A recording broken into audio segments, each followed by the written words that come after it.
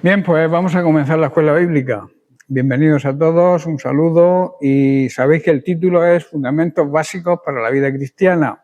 Estamos tratando la lección 15 que habla de la fe hacia Dios. Voy a hacer un corto resumen de lo que se ha dado hasta ahora.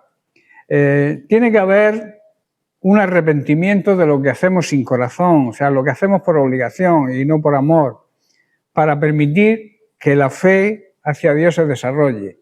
Si no hacemos las cosas con esa motivación, la fe no se va a desarrollar jamás. Cualquier cosa, cualquier obra apartada de la fe hacia Dios es una obra muerta, ¿verdad? La religiosidad, el hacer las cosas por obligación, todo eso al Señor no le sirve. Ahora, ¿cómo se desarrolla la fe hacia Dios? Hemos estudiado ya varios puntos. El primero es tener las actitudes mentales correctas, o sea, un buen y un real concepto moral y ético de quién es Dios. En segundo lugar, darse cuenta de que la fe es una sustancia y es una realidad, o sea, es la parte esencial y más importante de la vida cristiana. En tercer lugar, darse cuenta de que la fe es un regalo, es un don de Dios. Y en cuarto lugar, que lo estudiamos la semana pasada, la fe se desarrolla por medio de nuestro conocimiento de Dios. Decíamos que no podemos confiar en nadie que no conocemos. Por eso necesitamos, para tener fe en Dios, para tener la confianza que necesitamos en Dios, tenemos que conocerlo. Y conforme vamos conociéndolo, la fe se va desarrollando. También debemos recordar las experiencias que hemos vivido con el Señor para que esa fe también se fortalezca. Recordar las veces que Dios ha obrado en nuestra ayuda, en nuestras situaciones difíciles, hemos orado y el Señor nos ha contestado. A veces quizás nos olvidamos de eso y eso, recordarlo, nos ayuda a que la fe crezca. Podemos decir que la fe nace del conocimiento de Dios. La fe se desarrolla al profundizar en el carácter y en la esencia de Dios. La fe se fortalece al experimentar la fidelidad de Dios, darnos cuenta de que Dios es fiel. No se puede comparar la fidelidad del hombre con la fidelidad de Dios. Dios permanece siempre fiel, aunque nosotros seamos infieles. Su palabra es fiel y Él siempre cumple lo que promete. Y por último, la fe nos lleva a una vida de confianza y de obediencia a Dios. Si hay fe, si creemos, obedecemos. Si no creemos, difícilmente vamos a obedecer. Y el cuarto punto, la fe es la respuesta al oír. Dios comunica sus pensamientos por medio de su palabra. Tenemos la palabra de Dios, la Santa Biblia, la palabra predicada, la palabra revelada por el Espíritu Santo que nos capacita para poder seguir la vida cristiana y para poder hacer que la fe crezca. Y las Escrituras nos enseñan que nadie ha visto, nadie ha escuchado, ni nadie se puede imaginar lo que Dios tiene preparado para aquellos que le aman. Pero decíamos que hay cosas secretas que solo le pertenecen a Dios y hay cosas reveladas por Él que nos ha dejado para que vivamos en obediencia. No nos preocupemos de lo que no entendamos, es lo que está diciendo, sino preocuparnos de lo que ya sabemos y obedezcamos y le obedezcamos en lo que ya sabemos. Lo secreto le pertenece a Dios. Lo revelado es para nosotros y para nuestras generaciones posteriores, o sea, para nuestros hijos. La fe, por tanto, no consiste en tener todas las respuestas, sino en confiar en aquel que las tiene todas, ¿verdad? En nuestro Dios. Y en sexto lugar, la fe viene por experimentar a Dios y experimentar su fidelidad. Nuestra fe, digamos que se enciende cuando escuchamos la palabra de Dios, pero se afirma y se fortalece cuando la ponemos en práctica, cuando vemos actuando a Dios en nuestra vida, cuando vemos la fidelidad de Dios. La fe madura se desarrolla cuando pasamos de la teoría a la práctica, a la experiencia, a tener experiencia con nuestro Dios. La fe, por tanto, no es solamente creer por el oído, es caminar con Dios cada día y descubrir que Él nunca nos falla. Eso se llama fe. Y esa fe crece cuando pruebas y ves, como decía el salmista David, lo bueno que es el Señor. Ahora, cuanta más fe tenemos hacia Dios, cuantas más experiencias de su fidelidad y cuanto más crece nuestra fe, Dios también nos da dones, dones de sanidades, dones de milagros, los cuales tenemos que aceptar y reconocer que no es cosa nuestra, que nos vienen de parte de Dios, para así aumentar nuestra fe y despertar también, cosa muy importante, la fe de las personas incrédulas. El motivo principal de los milagros precisamente es ese, despertar la fe. Y en Juan capítulo 2, versículo 11, vemos el primero de los milagros de Jesús, que vamos a analizar hoy profundamente. La semana pasada vimos un pequeño avance, pero hoy vamos a profundizar. Dice así: este principio de señales hizo Jesús en Caná de Galilea y manifestó su gloria, y sus discípulos, escuchar bien, creyeron en él. O sea, a partir del milagro es cuando los discípulos de Jesús empezaron a creer en él. Iban con él un tiempo, bastante tiempo por cierto, pero mientras que Jesús no realizó el primer milagro, los discípulos no terminaron de creer en él. Tenían quizá confianza en él, tenían amistad con él, pero empezaron a creer cuando Jesús hizo el primer milagro. Vemos y vamos a analizar que el primer milagro de Jesús manifiesta su gloria y su poder. El Evangelio de Juan nos presenta los milagros de Jesús. Tú analizas todo el Evangelio y ves la cantidad de milagros que Jesús hizo. No como simples maravillas, sino como señales que apuntan a una verdad mayor. ¿Quién es Él y su gloria manifiesta? ¿Estáis entendiendo? Los milagros siempre enfocan a Cristo, a su poder, a su autoridad y sobre todo a su gloria. El primer milagro registrado precisamente no ocurrió en un palacio, ni en un templo, ni en un lugar espectacular, sino en una boda humilde en Caná de Galilea. Allí Jesús transformó el agua en vino. Este milagro parece sencillo, pero encierra profundas enseñanzas. Fue el principio de las señales de Jesús, el inicio de la revelación de su poder y de su gloria, y el motivo por el cual sus discípulos afirmaron su fe en él. En segundo lugar, vemos el escenario del milagro, un lugar común y sencillo.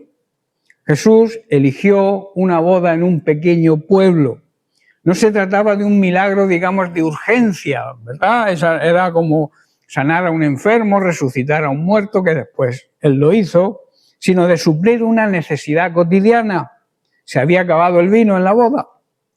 De esto aprendemos que Jesús se interesa por nuestras necesidades, incluso más sencillas. A veces pensamos que Dios no se preocupa de este tema y por eso no le oro al Señor por este tema, por esta situación, porque es una cosa sencilla.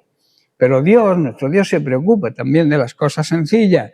No solo se ocupa de lo grande, también de lo pequeño, ¿verdad?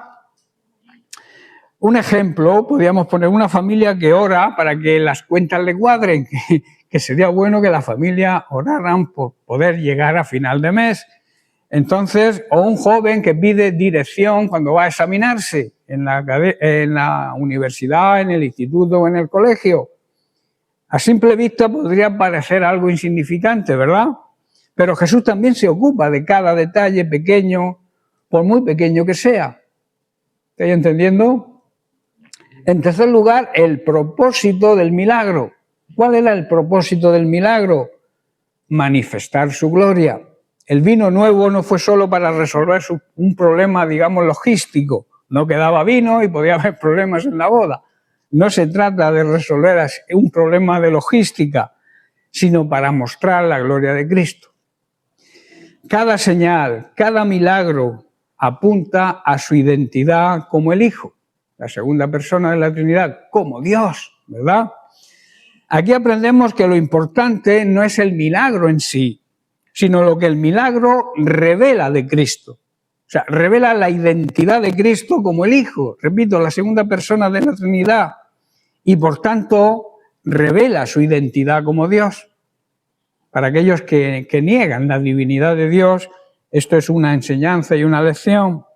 Por ejemplo, un letrero, una señal en la carretera, no es el destino, sino la señal que te indica hacia dónde debes ir, si quieres llegar al destino, ¿verdad? Así los milagros no son el fin, son la señal que apunta siempre a Jesús. En cuarto lugar tenemos el resultado del milagro, la fe en los discípulos, la fe que tenemos todos aquellos que estamos viviendo el discipulado de Cristo, todos aquellos que estamos experimentando y aprendiendo de la palabra de Dios, como estamos haciendo en la escuela bíblica. Dice el versículo, y sus discípulos creyeron en él. La fe no crece con teorías, sino al experimentar la fidelidad y el poder de Cristo. La fe no se estudia en un libro. La fe no se aprende porque yo te diga que tienes que tener fe. La fe se experimenta cuando confías plenamente en el poder y en la fidelidad de Cristo porque la has experimentado. Nuestra fe también crece cuando vemos la mano de Dios en nuestra vida. Cada respuesta a una oración, cada provisión en una necesidad, cada palabra que se ha cumplido, que nos ha dado Dios a través de su Espíritu Santo, nos afirma en que Jesús es digno de confianza. Como resumen, decir que el primer milagro de Jesús en Caná nos enseña tres cosas muy importantes. Primero, que Jesús se interesa en los detalles más sencillos de nuestra vida. Segundo lugar, todo milagro tiene un propósito mayor, revelar el poder y la gloria de Cristo. Y tercero, el resultado siempre debe ser el fortalecimiento de nuestra fe. Cuando enfrentemos una necesidad grande o pequeña, recordemos que Dios sigue siendo el mismo. Él es el mismo ayer, hoy y por los siglos. O sea, lo que hizo hace 2000 años o 4000 años o 3000 años, Dios sigue haciéndolo y lo va a seguir haciendo porque su palabra, el cielo y la tierra, dice la Biblia, pasarán, pero su palabra sigue siendo fiel, es eterna. Él convirtió el agua en vino, es un milagro. Él convierte lo común en extraordinario. Lo imposible lo convierte en posible. Y a través de cada experiencia milagrosa quiere llevarnos a confiar más y más en Él. La fe no es una actitud mental hacia los problemas. Hay una tendencia por ahí, cree positivamente y el problema se va. Eso no es fe. La fe es la misma naturaleza de Dios. Dios creó el universo por fe, ¿verdad? Romanos capítulo 4, versos 20 y 21 dice que Abraham no dudó por incredulidad de la promesa de Dios. Dios le prometió ser padre de multitudes, sino que se fortaleció en fe, aunque ya eran muy mayores y Sara estéril para concebir, pero le dio gloria a Dios y estaba plenamente convencido de que era también poderoso para cumplir, incluso en esa circunstancia, lo que le había prometido. ¿Verdad? Eso es fe, por eso a Abraham se le llama el padre de la fe. Muchas veces confundimos la fe con una actitud positiva ante los problemas, que también hay que tenerla, pero no, hay algo más profundo detrás. ¿Tengo que ser optimista? Sí. ¿Tener buena actitud ante los problemas y mantenernos tranquilos? Sí. Pero repito, hay algo mucho más profundo. La fe no es una actitud mental, no es un pensamiento positivo, no es un sentimiento pasajero, no es una emoción. La fe es la naturaleza misma de Dios manifestándose en nuestra vida. ¿Amén? ¿Lo entendéis? Cuando entendemos esto, dejamos de depender de nuestra mente, de nuestros pensamientos, de nuestras emociones. Dejamos de depender de las circunstancias y comenzamos a depender de la fidelidad y del poder de Dios, que son infinitos, o sea, que no tienen límite y que son inmutables, que nunca cambian. El hombre cambia de pensar, cambia de parecer, cambia de actitud, pero Dios no, Dios sigue siendo el mismo siempre. Por eso la fe no depende de lo que vemos. Ya lo dice Pablo en 2 Corintios capítulo 5, verso 7. Dice, porque por fe andamos, vivimos, quiere decir, y no por vista. Cuando caminamos por fe, no nos dejamos guiar por lo que vemos en el mundo, por la actualidad del mundo, por las circunstancias que estamos viendo, por cierto, muy difíciles, con tanta guerra, tanto problema, tanta situación, tanto conflicto. Pero cuando caminamos en fe, ni los problemas nos deberían afectar. Debemos interceder, debemos orar por todas estas calamidades que están ocurriendo, que a veces te pones y te dan ganas de llorar y no parar, de ver tantas injusticias. Pero nuestra fe tiene que estar mantenida en el Señor. Los problemas no son problemas si los ponemos en las manos de Dios. Yo cada mañana oro y le digo, tú eres príncipe de paz. Tú eres el único que puede parar todos estos conflictos y todas estas guerras. Actúa, levanta tu mano. Él hace así y se acaba todo. Él hace así y los gobernantes, todos estos políticos sanguinarios, con ansias de poder, con ansias de sangre, desaparecen. Pero quizá necesitamos, porque está escrito, en la Biblia está escrito que todas estas señales son precedentes, son antes de la venida de Jesús. Todo lo que está ocurriendo está anunciado en las Sagradas Escrituras para que nosotros sigamos confiando en el Señor. Por eso la verdadera fe confía en lo que Dios es, no en lo que sentimos ni en las circunstancias que puedan aparentar. Imaginemos a un niño caminando hacia su padre confiando plenamente en que lo va a sostener, aunque al lado haya un precipicio. La seguridad del niño no depende de lo que ve, el precipicio, sino del amor y de la fidelidad de quien lo sostiene, que es su padre. Pues lo mismo hace Dios con nosotros. Vemos la situación que es como un precipicio, que la humanidad va hacia un precipicio, pero nosotros confiamos en aquel que nos sostiene, que nos coge de la mano y me dice, no temas, yo estoy contigo y estaré siempre. Así es la fe, es seguridad en Dios mismo, no en nuestra capacidad, no en nuestra impresión, no en nuestras emociones, no en lo que sintamos, sino en lo que Dios es. Y Dios sigue siendo fiel.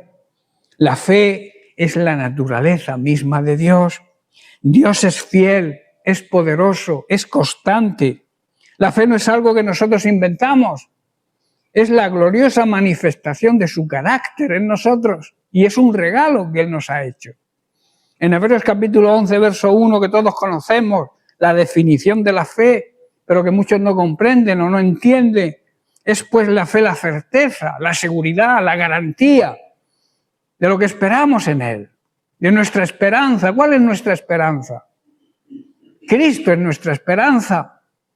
Y la convicción, estar convencido de lo que no se ve. Lo que no se ve es más grande, es más importante que lo que vemos. Yo lo comparo a un iceberg. ¿Sabéis lo que es un iceberg, verdad? Lo que chocó el Titanic. Lo que se ve es una milésima parte de la realidad de la grandeza de lo que no se ve. Pues así ocurre con lo que vemos y lo espiritual, lo material de lo espiritual. Es mucho más grande el tema espiritual que el tema material y físico. La fe toma la fidelidad de Dios como un hecho, no como una posibilidad. Dios posiblemente no, es un hecho, es una realidad. Y tenemos que verlo así. El ejemplo que tenemos en Abraham, él no dudó jamás de la promesa de Dios a pesar de su avanzada edad y la esterilidad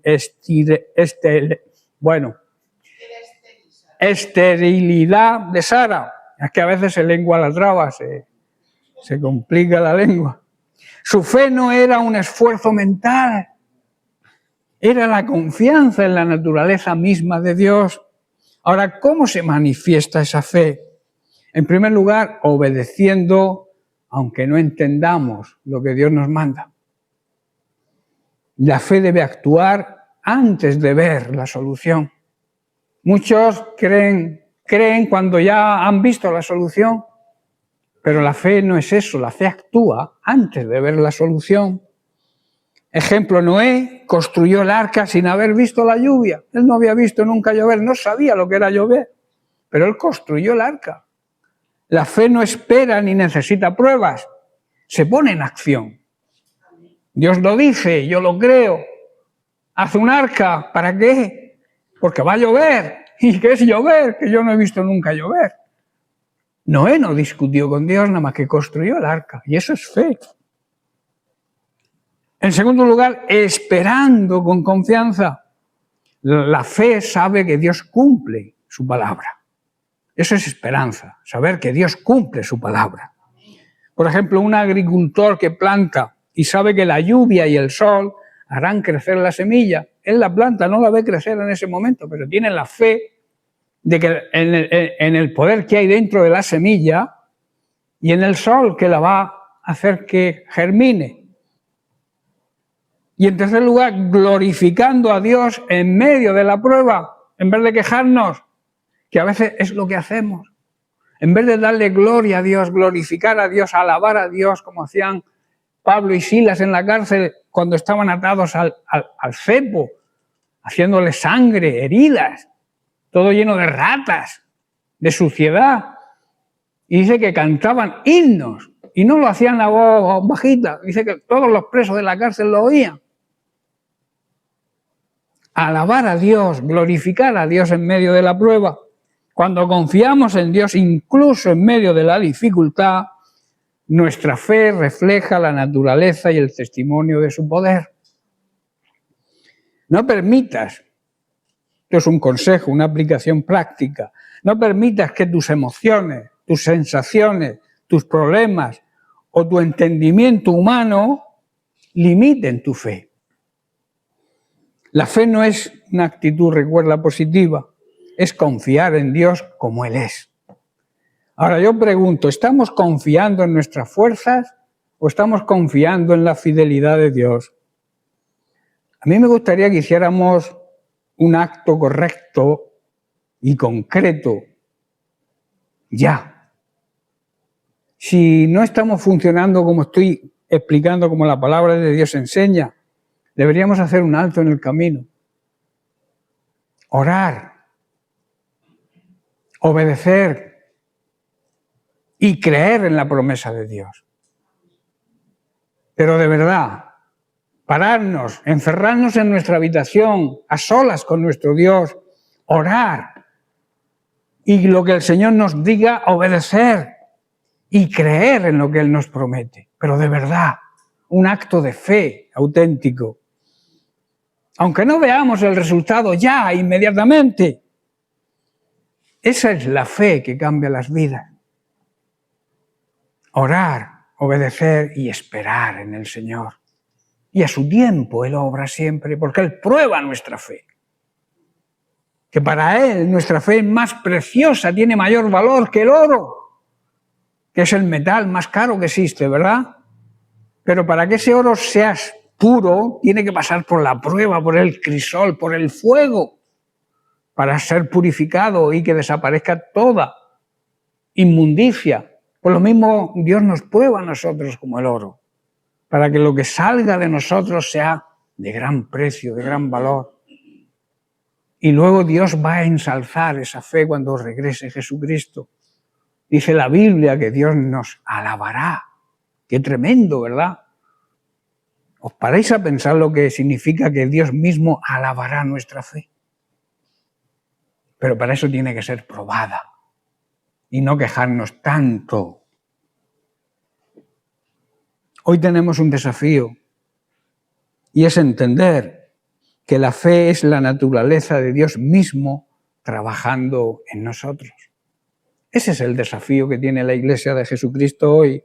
No se trata de nuestra mente, no se trata de nuestra fuerza, se trata de permitir que la fidelidad, el poder, la sabiduría de Dios se manifiesten en nuestra vida. No ponernos nosotros delante, quitarnos de en medio y dejar que Dios actúe. Confiemos en su poder, en su autoridad, en su naturaleza misma, en la misma fe que Él tiene, la fe de Dios. Abraham se fortaleció en fe dándole gloria a Dios. Esa es la fe que necesitamos, una fe que actúa, espera y confía en el amor, la misericordia y la fidelidad de Dios sin depender de las circunstancias. Nuestra fe no depende, por tanto, de lo que vemos, sino de lo que Dios es. Nuestra fe, repito, es su naturaleza manifestándose en nuestra vida. La naturaleza de Dios es fe, ¿verdad? Porque Dios es un ejemplo de fe. En Hebreos capítulo 11, verso 3, dice el autor de Hebreos, por la fe de Dios, entendemos haber sido constituido el universo por la palabra de Dios. Eso demuestra la fe de Dios. Hablaba y las cosas iban creándose. De modo que lo que se ve fue hecho de lo que no se veía. Eso es tener fe, ¿verdad? La fe de Dios. Y nosotros como sus hijos tenemos que tener los mismos genes, la misma clase de fe que tiene Él. Por la fe entendemos que todo el universo fue formado por orden de Dios. De modo que lo que ahora vemos no vino de cosas visibles, sino de cosas que no se veían, que no existían. Dios es un Dios de fe. Creó el universo por fe.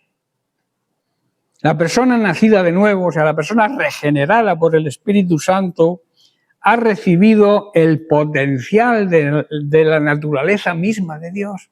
Tenemos el mismo potencial, si han nacido de nuevo, tenemos el mismo potencial de Dios.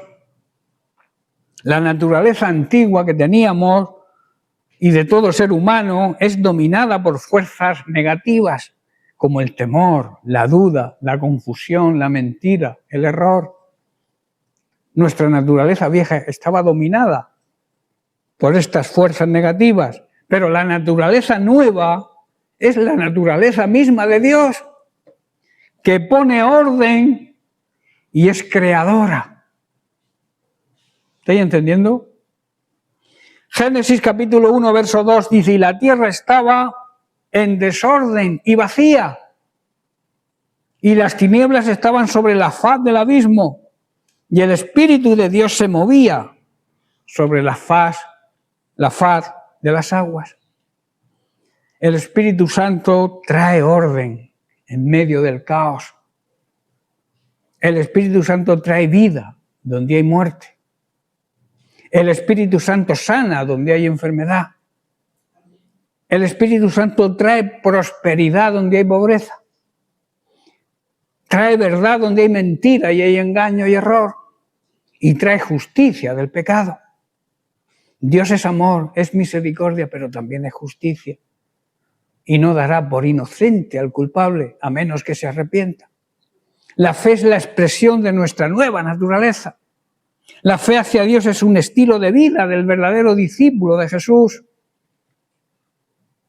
En Romanos capítulo 1, verso 17, Pablo dice, porque en el Evangelio la justicia de Dios se revela por fe y para fe, como está escrito, mas el justo por la fe vivirá. Este versículo nos enseña algo fundamental. La justicia de Dios no es algo que podamos ganar por obras, por pensamientos o por esfuerzos nuestros humanos.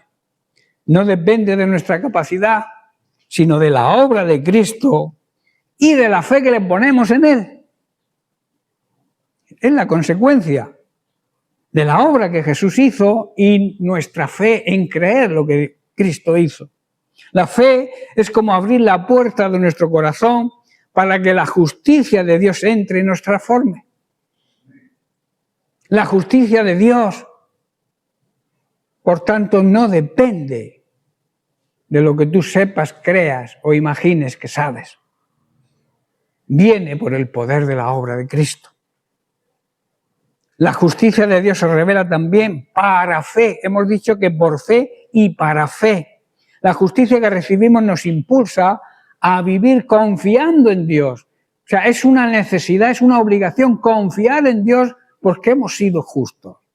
No solo nos salva, sino que nos da una vida nueva guiada por la fe en Él.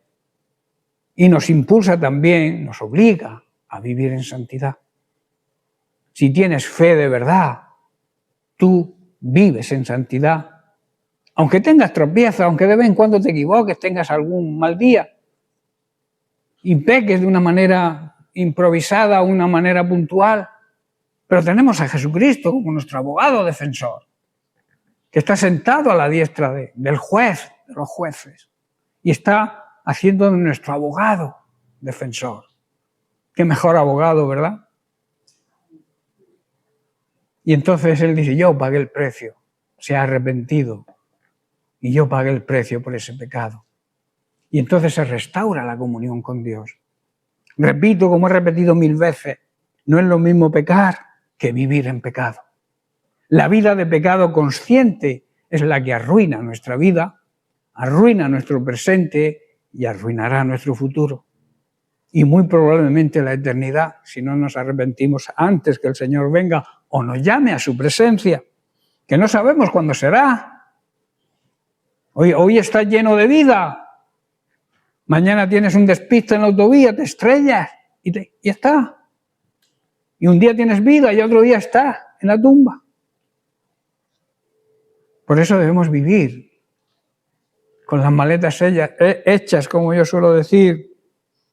Por eso el justo dice y añade y termina el versículo, mas el justo por la fe vivirá.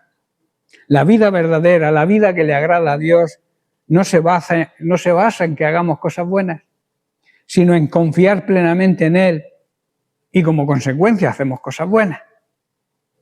Así como Abraham fue declarado justo por creer en Dios, nosotros también vivimos en justicia. Hemos sido declarados justos cuando nuestra fe descansa en el Señor y no en nuestras fuerzas. Por eso te aconsejo, no confíes en tus obras ni en tu esfuerzo. Cree en Jesús y deja que la justicia de Dios transforme tu vida. La justicia de Dios nos transforma. Cuando hablamos de la justicia de Dios no hablamos de una idea abstracta ni de un concepto lejano. Hablamos de una realidad viva y activa que se manifiesta gloriosamente en Jesucristo, nuestro Señor y Salvador. Y esa justicia no solo nos justifica ante Dios, nos declara inocentes, sino que también nos transforma en algo nuevo, en una nueva criatura. El apóstol Pablo aquí no nos está hablando simplemente de un acto legal o de un papel que se ha firmado en el cielo, no. Está hablando de una obra poderosa que el Evangelio hace en nosotros. Cuando el pecador, perdido, muerto en delitos y pecados como todos estábamos, escucha el Evangelio y cree en Cristo, entonces la justicia de Dios lo envuelve, lo cubre y lo transforma desde dentro hacia afuera. Eso es lo que hace la justicia de Dios cuando nos arrepentimos y confesamos a Cristo. ¿Por qué ocurre esto? Porque no es nuestra justicia, no es nuestra justicia humana, es la justicia perfecta de Cristo, atribuida a nosotros y dada por su gracia. Y esa justicia no nos deja igual que antes, nos cambia nuestra forma, no nos deja en nuestra miseria, no nos deja en nuestro pecado, no nos deja en nuestro orgullo. Nos humilla, nos quebranta, nos limpia, nos levanta como una nueva criatura. O sea, nos transforma. Hay una metamorfosis, una transformación total de lo que antes éramos. Por eso Pablo en 2 Corintios 5:17 nos dice, de modo que si alguno está en Cristo, la condición indispensable es estar en Cristo, estar unidos a Cristo, estar en obediencia a Cristo, nueva criatura es, las cosas viejas pasaron, he aquí, todas son hechas nuevas. Esto significa que todo aquel que realmente le pertenece a Cristo se ha convertido en una persona nueva. La vida antigua ha pasado, la vieja vida egoísta en la que vivíamos y de pecado ha terminado y ha comenzado una nueva vida. La nueva vida limpios, justificados y libres de la atadura del pecado. Y entonces comenzamos a vivir la verdadera vida, la vida eterna que Jesús nos promete en Juan 10:10. Él ha venido para darnos esa vida, Él vino a la tierra para darnos vida eterna. La justicia de Dios no solo nos declara justos, sino que produce justicia en nosotros. En otras palabras, nos obliga a ser justos, a actuar siempre en justicia. Nos lleva a odiar el pecado que antes amábamos. Nos lleva a amar la santidad que antes despreciábamos. Nos da una nueva mente, un nuevo corazón, un nuevo propósito. ¿Cuál es ese propósito? Vivir para la gloria de Dios. Que nuestra vida, nuestros actos, nuestra forma de comportarnos, nuestro testimonio, siempre glorifique a Dios. No hay evangelio verdadero, no hay evangelio si no hay una transformación. Si el evangelio no te ha cambiado, estás viviendo una religión, estás actuando en obras muertas. No hay fe verdadera si no hay fruto. El fruto de la fe tenemos que verlo los demás, demostrando la fe que tenemos cuando atravesamos pruebas, no quejarnos tanto, abandonar la crítica, por favor. La crítica hay que dejarla, nos perjudica, nos demuestra que no hemos sido transformados por Dios. La crítica tiene que desaparecer. Alguien dijo, y es una verdad, yo la creo, que la crítica es la carcoma de la Iglesia. Lo que hace que los cimientos de la Iglesia se vengan abajo y que la Iglesia no avance, no crezca. La crítica es como la lepra. La lepra de Miriam, la hermana de Aarón, hizo que el pueblo estuviera una semana sin avanzar. Eso tiene una enseñanza espiritual tremenda, que cuando hay crítica en la Iglesia no avanza, se estanca. Huyamos de la crítica. Cuando alguien te venga con algún chisme, vete a tu casa, que yo no quiero saber nada. Si tienes un problema con alguien, soluciónalo, ora. Busca una solución si tienes algo contra alguien y arréglalo, pero no vayas contándolo a los demás o hablando mal del hermano o de la hermana o que este me ha hecho y el otro me hizo. Eso destruye la Iglesia. Y no sé cuántas veces he predicado sobre este tema, pero sigue habiendo crítica, sigue habiendo murmuración, queja. Parecemos el pueblo de Israel en el desierto. Quejándonos siempre por todo. Recordemos que Dios los alimentaba, los calzaba. Cuando querían carne porque estaban hartos del maná, se quejaron también por el maná. Les mandó carne, hizo correr un viento que le trajo perdices, codornices, y dice que le salía la carne hasta por las orejas de tanto comer carne. ¿Queréis carne? Tomad carne, ahí tenéis. Pero seguían quejándose. Yo creo que es un reflejo de la Iglesia contemporánea. Seguimos con la queja. Y repito, mientras que la queja, la murmuración no salga de la Iglesia no avanza. Dios no puede mandar gente nueva, nuevas criaturas en Cristo, recién nacidos, para que podamos enseñarles cómo tiene que convivir la Iglesia. No puede mandar gente a una Iglesia donde hay crítica contra los pastores, hay crítica contra los hermanos. Dios no puede mandar gente ahí, por eso la Iglesia se estanca y no crece. Hay un problema real hoy en día con la crítica. Y a mí me gustaría que desapareciera por completo. El chisme, la murmuración, todo eso, Dios lo abomina. Le dan náuseas. Por eso no hay evangelio si no hay una transformación real. No hay fe verdadera si no hay frutos. No hay justificación si no hay santidad.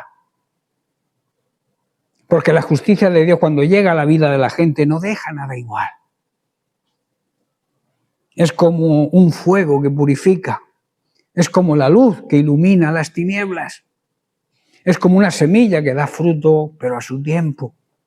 Por eso no debemos poner la confianza en nuestras obras, ni en nuestra religión, que a veces practicamos la religión evangélica, ni en nuestras emociones, ni en nuestra manera de pensar. Debemos ponerla solo en Cristo, que es el justo con mayúscula, el que vivió la vida que nosotros no pudimos vivir y murió la muerte que nosotros merecíamos. Al confiar en Él, veremos cómo esa justicia divina comienza a obrar en nosotros. Y día tras día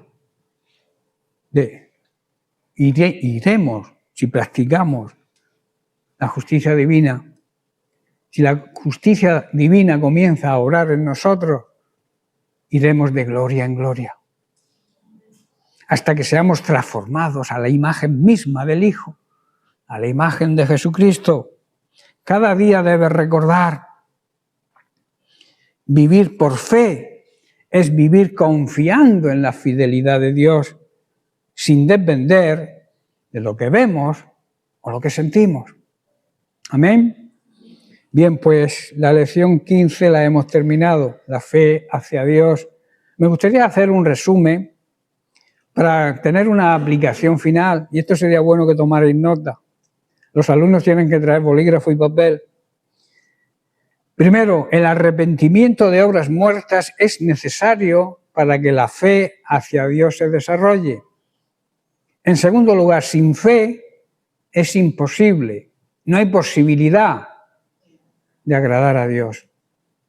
No es que pueda haber ahí no hay posibilidad si no tienes fe de agradar a Dios, es imposible agradar a Dios. La fe es creer que lo que Dios ha dicho va a ocurrir. La fe lleva consigo el confiar en Dios más allá de lo que confiamos en nadie, incluso en nosotros mismos. La fe hacia Dios debería ser el estilo de vida del verdadero discípulo de Jesús. La fe proviene de Dios.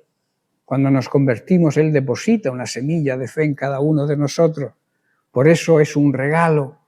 La fe es un regalo. Y la salvación que se recibe por fe también es un regalo. La fe crece a medida que aumenta nuestro conocimiento de Dios. Cuanto más cerca estás de una persona, cuanto más hablas, cuanto más intimidad tienes con una persona, más crees en esa persona, ¿verdad? Si no conoces a una persona, no puedes creer en una persona, en esa persona. Con Dios ocurre lo mismo.